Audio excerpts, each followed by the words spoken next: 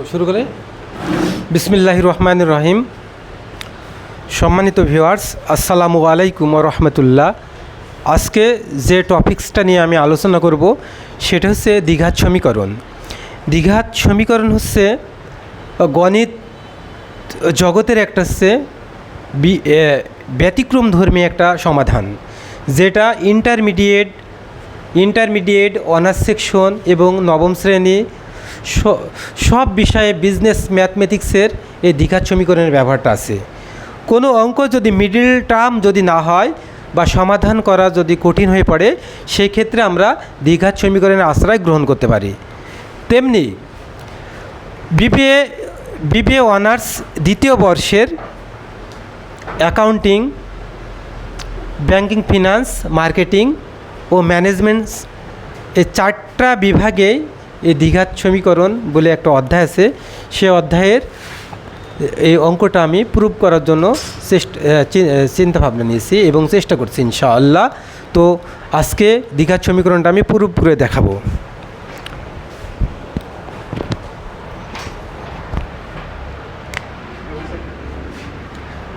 যদি A X square plus B X যদি A X square plus B X plus C সমান 0 হয়, তবে দেখাও যে এক্স সমান minus B plus minus B square minus 4ac ভাগ 2a। তো এখন আমরা সে মূল সমীকরণটা আমরা লিখব A X square plus B X plus C সমান হচ্ছে 0। A X square plus B X সমান minus C, A X square ভাগ এ প্লাস বি এক্স ভাগ এ সমান সি ভাগ এ। তো মূল সমীকরণের হচ্ছে আমরা প্রত্যেকটা মান বলতে কি A X square plus B X সমান সি হরকে আমরা এ দ্বারা ভাগ করছি, উভয় পক্ষের হরকে। তো উভয় পক্ষে এ দ্বারা ভাগ করি। তো এটা যদি আমরা কাটিয়ে দিই, তাহলে এক্স স্কোয়ার প্লাস বি আমরা সাইডে রাখবো, উপরে থাকবে সে এক্স আমরা সাইডে রাখবো, উপরে থাকবে বি, নিচে থাকবে এ সমান সি ভাগ এ। তো অঙ্কটা প্রুভ করার জন্য আমাদের এখানে একটা টেকনিক অবলম্বন করতে হবে। সেটা হচ্ছে এক্সের সহগের অর্ধেক। এক্সের সহগের অর্ধেক বলতে আমরা হাফ বোঝানো হয়। এক্সের সহগের অর্ধেক হচ্ছে হাফ, পাশে উপরে আছে বি, নিচে আছে এ সমান উপরে আছে বি ভাগ 2a। ইকে আমরা আবার কি করব, বর্গ করব, তাহলে আসবে হচ্ছে বি স্কোয়ার ভাগ 4a স্কোয়ার। এই মানটা এক্সের সহগের অর্ধেক। এক্সের সহগ বলতে কি এটা, এই যে এই এক্সের সহগের অর্ধেক মানে হাফ। তো হাফকে আমরা বর্গ করব এবং বর্গর যে মানটা পাবো সেই মানটা উভয় পক্ষে আমরা যোগ করব।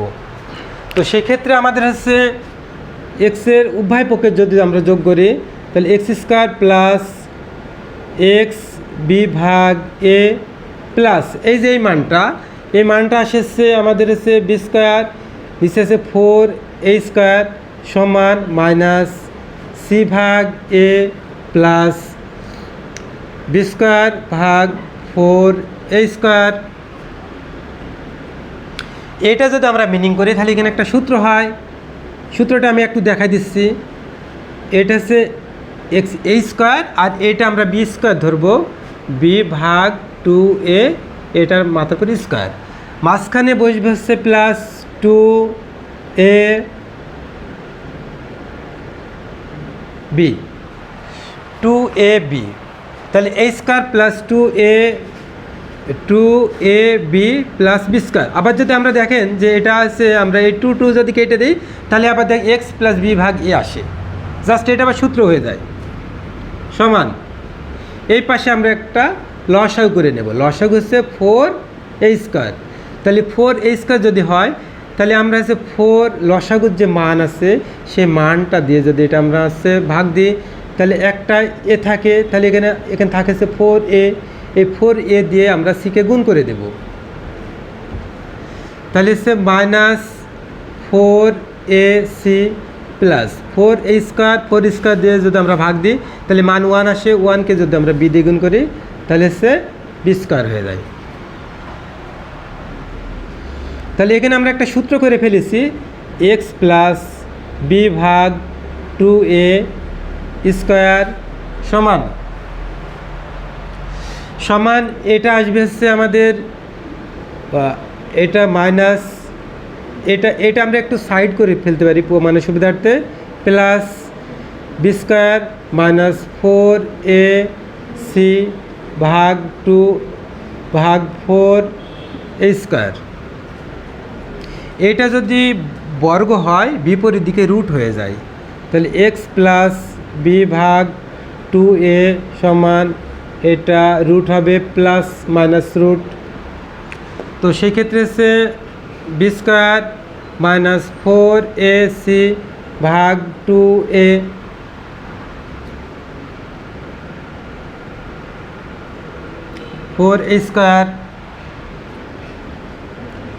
x সমান এটা আমরা ওইদিকে নিয়ে চলে যাব, যদি প্লাস থাকে তাহলে মাইনাস হয়ে যাবে, মাইনাস b ভাগ 2a plus minus root over b² minus 4ac 4a²। তো এটা হচ্ছে আমরা সাইড আপ করেছি। সাইড আপ যদি মাইনাস থাকে অপোজিট সাইডে সেটা প্লাস হয়ে যায়, আর যদি প্লাস থাকে অপোজিট সাইডে সেটা মাইনাস হয়ে যায়। তো এখন হচ্ছে আমরা x এর মান x সমান মাইনাস b ভাগ 2a প্লাস মাইনাস এটা এই মানটা হচ্ছে যদি আমরা 4a² রুট থাকে সেক্ষেত্রে 2a হয়ে যায়, 2a এই মানটা 2a হয়ে যায়। তো আর উপরের যে মানটা থাকে সে মানটা ঠিকই থাকবে, কোনো চেঞ্জ হয় না। তাহলে এখানে হচ্ছে b² মাইনাস 4ac ভাগ 2a